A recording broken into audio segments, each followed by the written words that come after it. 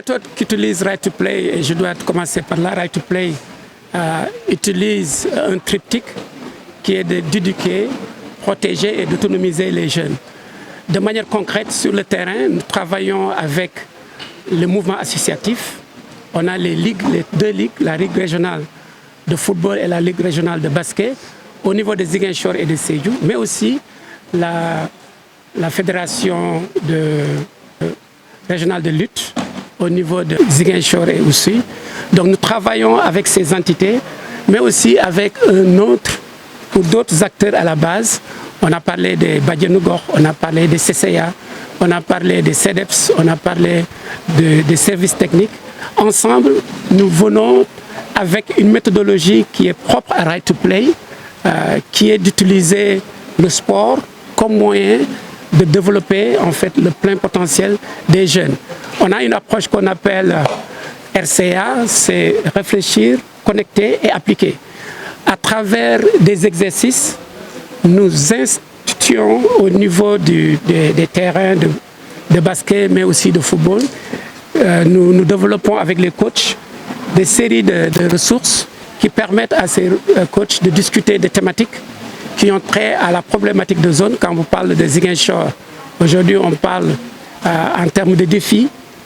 On a un ensemble de déterminants tels que la violence basée sur le genre, le mariage des enfants, la grossesse précoce, la déperdition scolaire. Comment on peut utiliser le pouvoir du jeu et du sport pour adresser ces problématiques de zone et permettre aux jeunes de jouir de leur plein potentiel. Vous avez vu aujourd'hui, on a avec nous plus de 100 jeunes qui pratiquent le sport et qui parlent de sport, parlent de la fonction sociale et éducative du sport.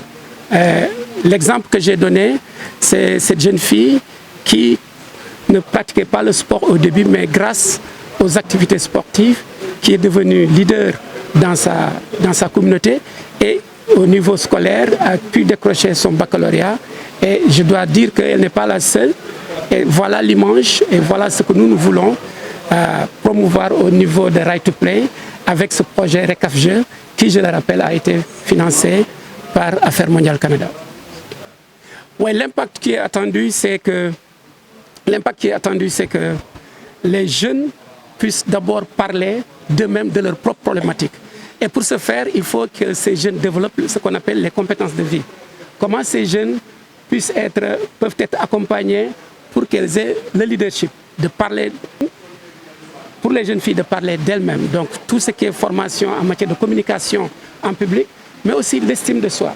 Donc ça, c'est un aspect très important, avoir les jeunes qui puissent prendre en charge leur propre destinée par rapport au respect des droits, parce qu'aujourd'hui, le Sénégal a ratifié les instruments juridiques et le fait de discriminer la jeune fille est un problème qui est aujourd'hui lié à une certaine lourdeur sociétale. Donc comment faire pour autonomiser les jeunes filles, pour parler d'elles-mêmes, mais aussi comment travailler pour associer les jeunes adolescents, les garçons, pour qu'ils puissent être en fait des collaborateurs, des soutiens dans l'atteinte de cet objectif des jeunes filles.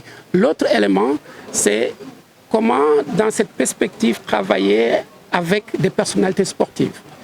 Le projet RECAFJE et Right to Play de manière générale a pour ambassadeur Sadio Mané, qui est de la zone sud. Donc, à travers Sadio Mané, on veut montrer aux jeunes que c'est l'effort paye. On veut montrer aux jeunes qu'à travers le sport, on peut être un instrument de développement pour son pays. À travers d'autres plateformes, d'autres personnalités, on a mentionné Isabelle Sambou qui est ici avec nous aujourd'hui. Il y a eu d'autres acteurs sportifs qui viennent pour que ces jeunes puissent prendre un exemple de ces gens-là et demain avoir ce plein potentiel et développer le pays en âge adéquat.